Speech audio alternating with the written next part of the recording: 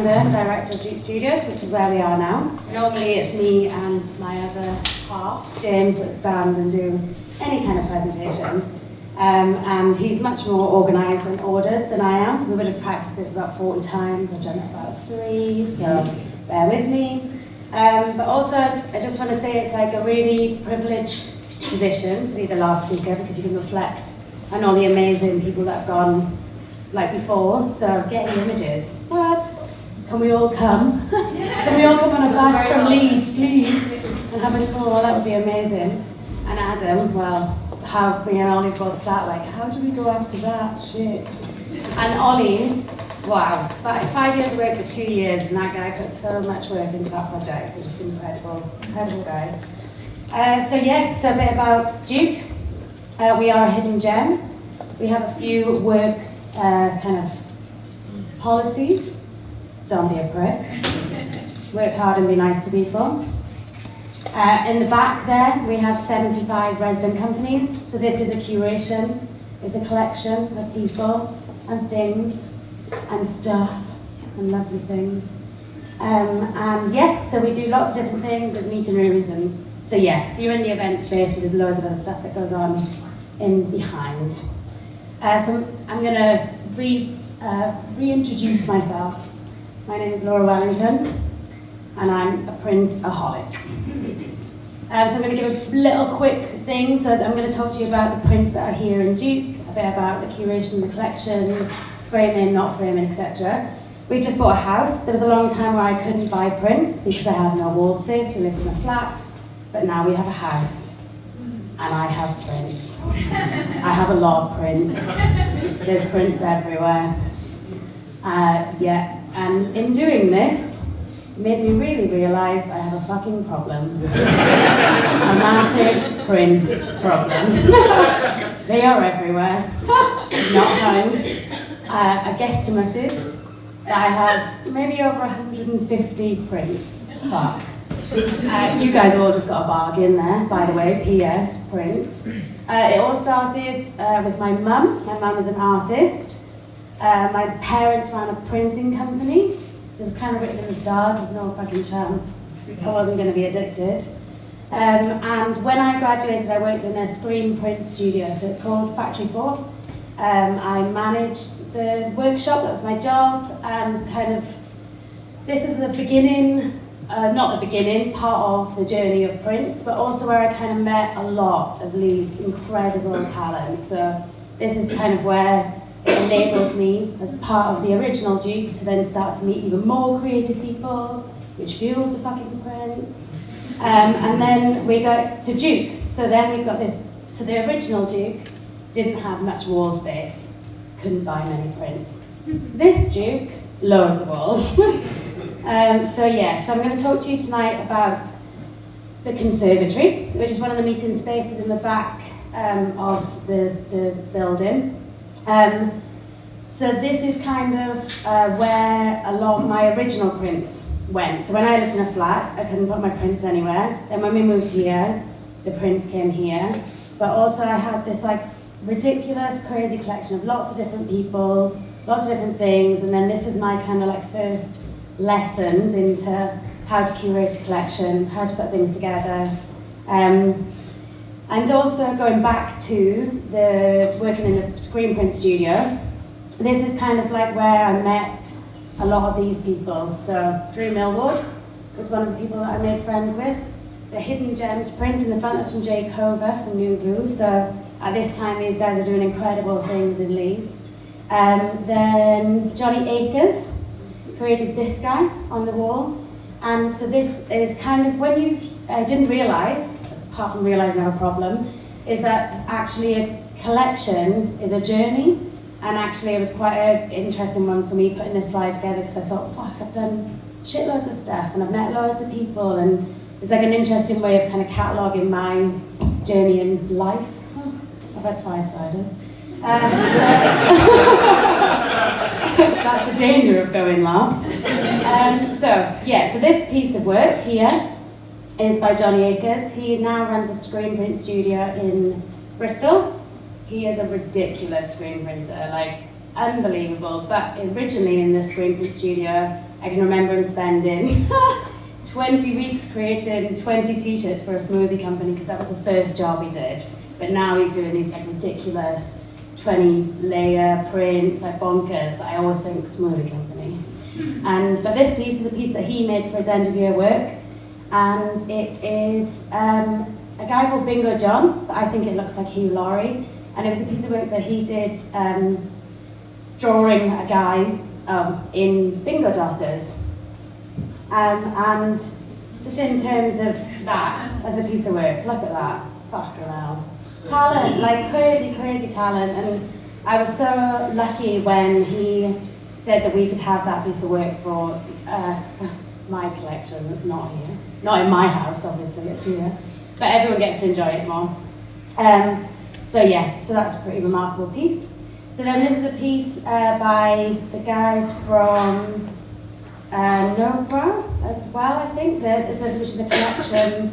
And so this is a bit, again, in terms of that journey, Jake Over and I did a big project called Loop Arts Fair, which was basically about bringing print, a bit like Pick Me Up in London. We wanted to do it in the north.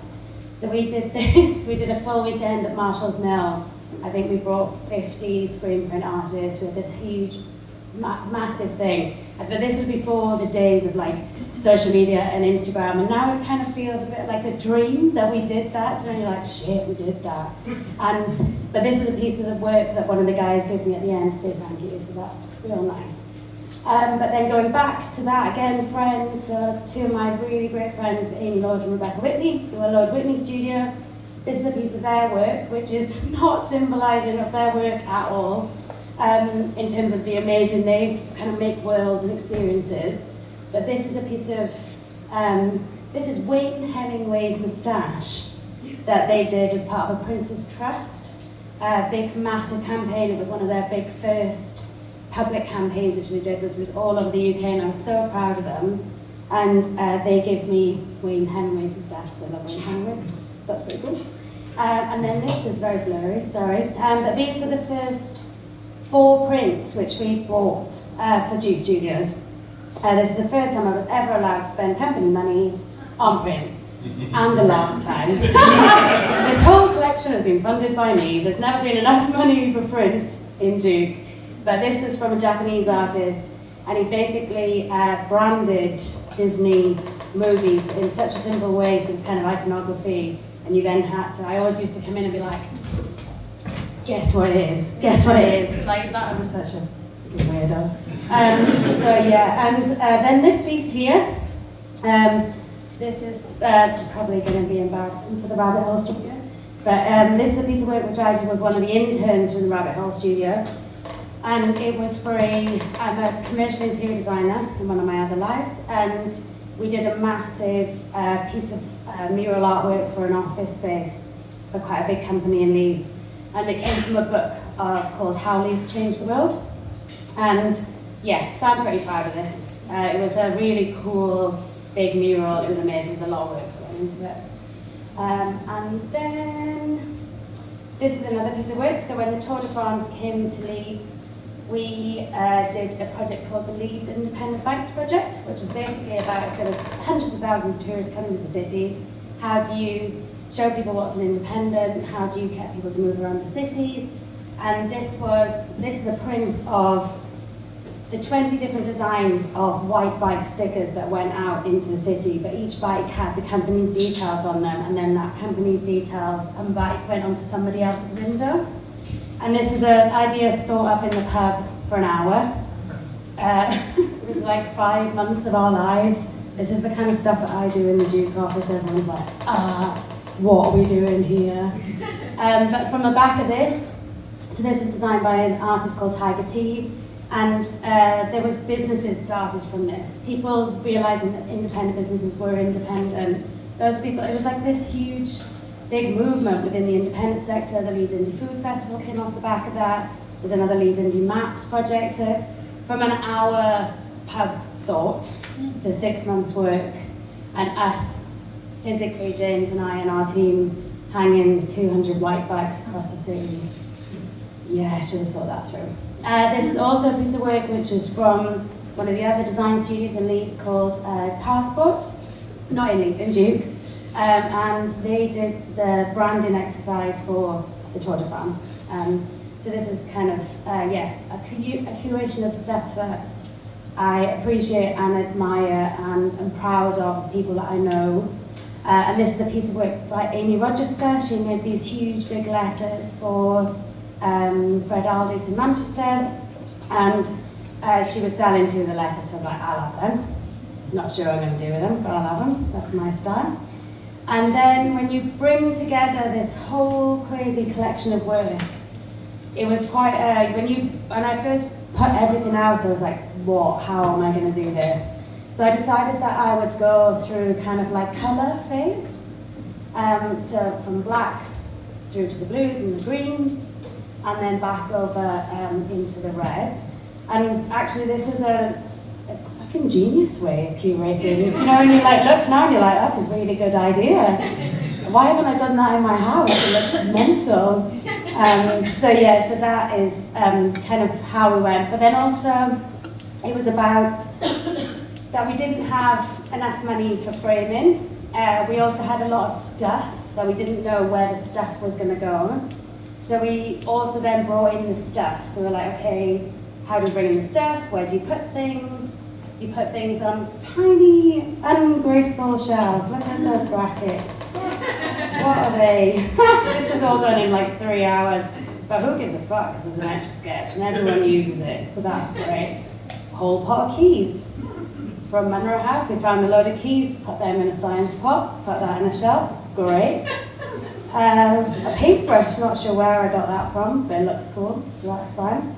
James's granddad's cameras, so James's parents are hoarders, James is a hoarder, therefore we have a lot of stuff from other people given to us. Also this, just put some elastic band on some pencils, put that on the wall, just mix it all up, this is fine. And I think this is what I learned in this process, that's a bit of wood I drew on in university, kept that, order, crazy. But it works, I think. Hopefully you all think it works. And then this is one of the letters from when we got the building here. It was John H. King & Co. Limited. We've anagrammed do nothing in the garden. I keep pointing that way, so there's a garden out there. And it says do nothing on the wall with these letters. But then we had a J and an L left, Laura James, and an and then there was also a J which we give back to the landlord, and then there was this H there, so we just put that on the wall. And then this is kind of so this is my mum's work. Again, going back to Lind, she's great. But this was some photography, she's a photographer now, always been a photographer really, but this was she went to a body painting convention, and these were some of the women that were there. And I just love them, they make me so happy, and I asked her recently if she still had the files so I could get it printed big for the house, but she lost them, which is sad, but there's 3 there.